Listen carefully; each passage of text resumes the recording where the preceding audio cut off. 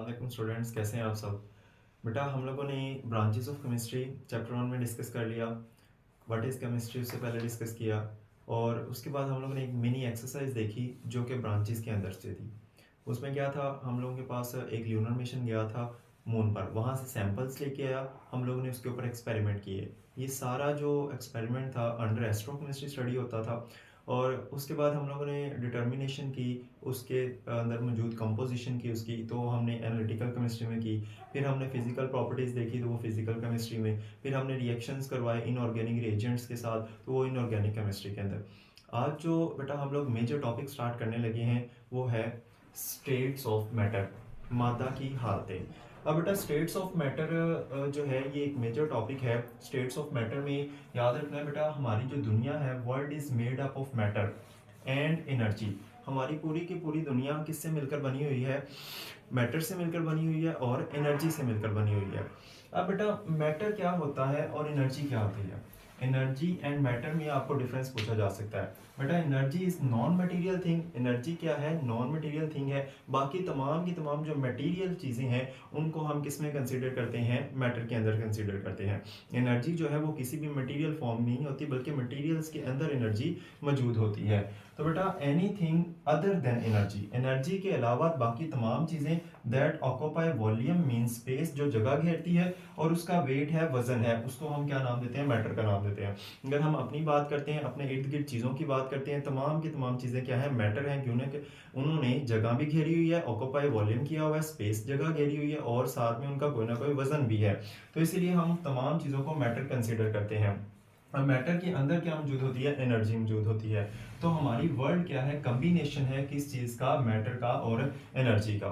उसके बाद बेटा material thing are around us, हमारे इर्द गिर्द तमाम की तमाम जो चीज़ें हैं उनको हम मटेरियल थिंग्स का नाम देते हैं। उसके बाद जो टॉपिक है हमारा वो क्या था? स्टेट्स ऑफ मैटर, मैटर की हालतें, मादा की हालतें। तो बेटा 4 स्टेट्स ऑफ मैटर को हम डिस्कस करेंगे। Gaseous state, liquid state, solid state and fourth one is plasma state.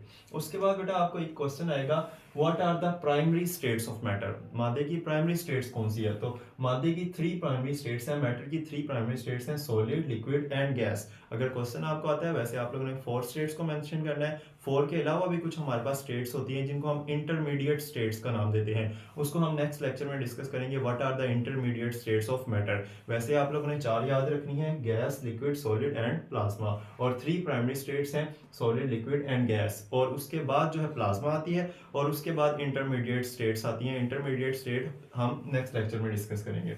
उसके बाद बेटा इन स्टेट्स के अंदर क्या ऐसा डिफरेंस है कि हमने इनको डिफरेंट कैटेगरीज के अंदर रखा है? गैसियस को हम अलहदा डिस्कस करते हैं, लिक्विड को हम अलहदा डिस्कस करते हैं, सॉलिड्स को अलहदा डिस्कस करते हैं। तो बेटा इनके दरमियान में इंटरमोलिकुलर फोर्सेस का डिफरेंस होता है, अरेंजमेंट ऑफ एटम्स का डिफरेंस होता है, इनके अंदर स्ट्रेंथ का, ताकत का डिफरेंस होता है।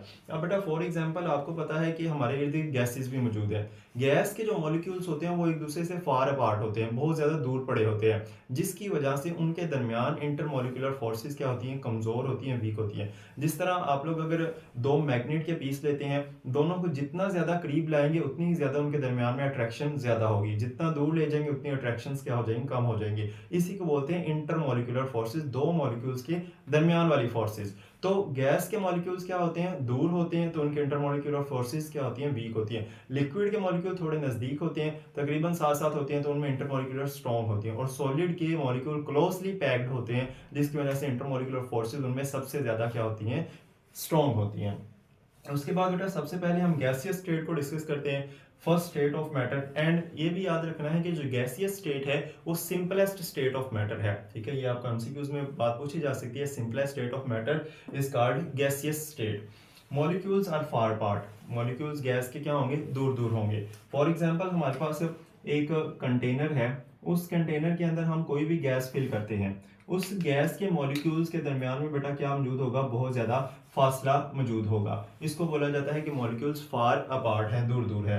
अब जब मॉलिक्यूल्स एक दूसरे से दूर दूर होंगे तो उनके दरमियान वाली फोर्सेस यानी इंटरमॉलिक्यूलर फोर्सेस क्या होंगी? वीक होंगी। ठीक है, कमजोर होंगी। उसके बाद इजीली कंप्रेसिबल। बेटा गैस की एक प्रॉपर्टी है कि वो आसानी से कंप्रेस की जा सकती है, इस प्रॉपर्टी को हम नाम देते हैं कंप्रेसिबिलिटी का। आपको ये भी पूछा जा सकता है व्हाट इज कंप्रेसिबिलिटी, तो कंप्रेसिबिलिटी यानी कि कंप्रेस हो जाना, दब जाना, ये किसकी प्रॉपर्टी है, गैसियस की प्रॉपर्टी है, तमाम गैसेस की प्रॉपर्टी।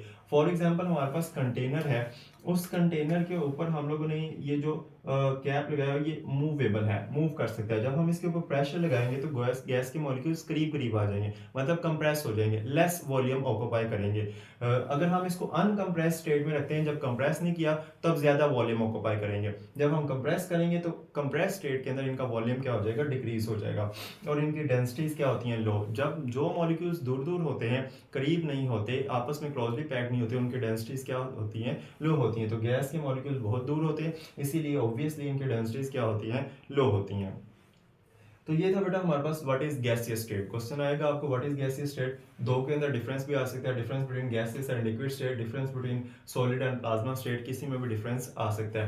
प्राइमरी स्टेट्स का भी याद रखना है, फोर्थ स्टेट्स का भी याद रखना है, इंटरमीडिएट स्टेट्स का भी याद रखना है, जो कि हम नेक्स्ट डिस्कस करेंगे।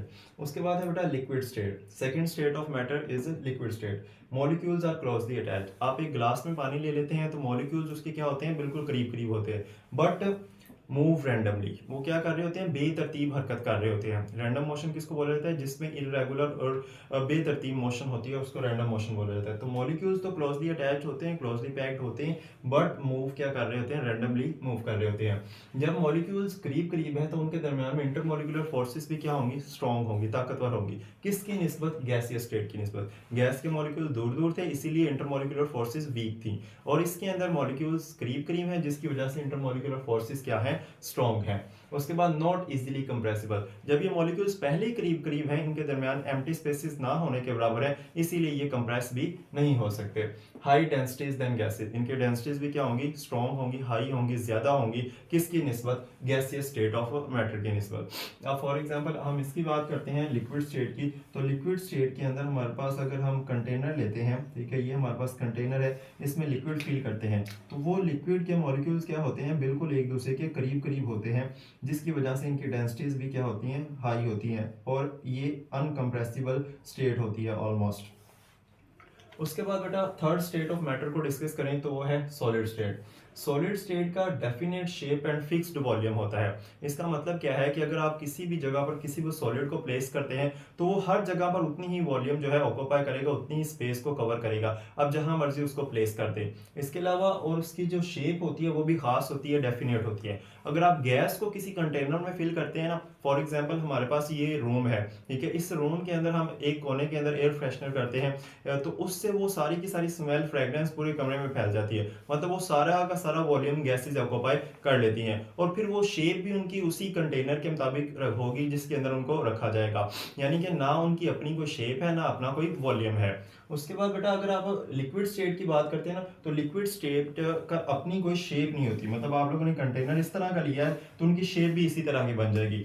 अगर आपके पास कंटेनर कुछ इस तरह का है, ठीक है, तो उनके अंदर लिक्विड जो फिल किया जाएगा उसकी भी शेप जो है वो बिल्कुल इसी तरह से होगी, जैसा कंटेनर वैसी शेप, जबकि वॉल्यूम इतना ही ऑक्यूपाई करेंगे। अगर 1 लीटर वाटर इसमें था तो 1 लीटर वाटर ही इसमें होगा। उनका वॉल्यूम जो है वो क्या होता है, डेफिनेट होता है, शेप डेफिनेट नहीं होती। गैसेस की ना वॉल्यूम डेफिनेट है ना ही शेप डेफिनेट है। जबकि सॉलिड स्टेट जो होती है ना, इसकी अपना जो है शेप होती है और अपना ही इसका वॉल्यूम होता है, दोनों चीजें डेफिनेट होती हैं, खास होती हैं। Particles are closely packed, closely attach होते हैं। कोई भी सॉलिड है उसमें मॉलिक्यूल बिल्कुल साथ साथ होते हैं, उनके अंदर सिर्फ क्या पाई जाती है बेटा, वाइब्रेशनल मोशन पाई जाती है, वो अपनी पोजीशन पर रहकर सिर्फ वाइब्रेट करते हैं। अब जब मॉलिक्यूल्स क्लोजली पैक्ड हैं तो उसके अंदर इंटरमॉलिक्यूलर फोर्सेस भी क्या होंगी, स्ट्रॉन्ग होंगी, बहुत ज्यादा ताकतवर होती है। अब सॉलिड स्टेट के अंदर जो इंटरमॉलिक्यूलर फोर्सेस हैं वो गैसियस स्टेट और लिक्विड स्टेट की निस्बत बहुत ज्यादा स्ट्रॉन्ग होती है, और मॉलिक्यूल्स अपनी ही जगह पर रहकर, अपनी जगह मतलब मीन पोजीशन पर जहां पर वो मौजूद है वहीं पर रहकर हल्के से ऑसिलेट करते हैं, वाइब्रेट करते हैं, और ये रिजिड होते हैं, मतलब हार्ड होते हैं। ये इनकी प्रॉपर्टी है कि सॉलिड्स की एक प्रॉपर्टी है जिसको हम रिजिडिटी का नाम देते हैं, कि वो अपनी ही पोजीशन पर रहते हैं। अपनी पोजीशन से अगर डिस्प्लेस करेंगे मतलब या तो वो मेल्ट हो रहे हैं या उनकी स्ट्रक्चर जो है वो डिस्ट्रॉय हो रही है, और ये इनकम्प्रेसिबल स्टेट होती है। मोस्टली हम सॉलिड को कंप्रेस नहीं कर सकते। 3 स्टेट्स। उसके बाद चौथी स्टेट बेटा फोर्थ स्टेट प्लाज्मा स्टेट है।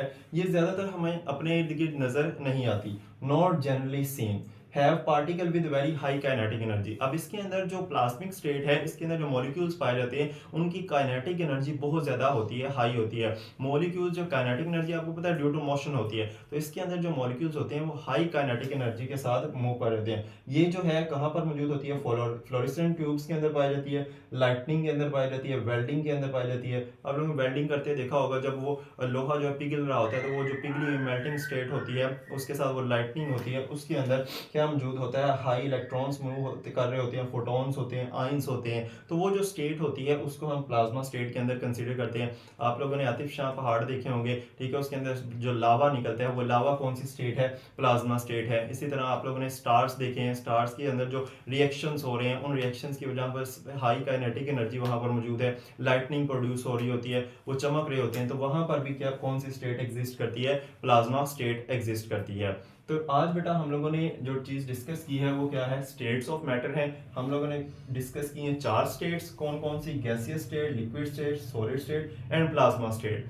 3 स्टेट्स प्राइमरी हैं, सॉलिड, लिक्विड और गैस। उसके बाद चौथी स्टेट भी आती है, और इसके बाद मजीद जो है वो कौन सी स्टेट्स हैं, इंटरमीडिएट स्टेट्स, जो 2 स्टेट्स के बिटवीन में आ जाती हैं। उनको हम आगे नेक्स्ट लेक्चर में डिस्कस करेंगे। इसमें बेटा कोई क्वेश्चन हो तो आप लोग मुझसे पूछ सकते हैं। Thank you.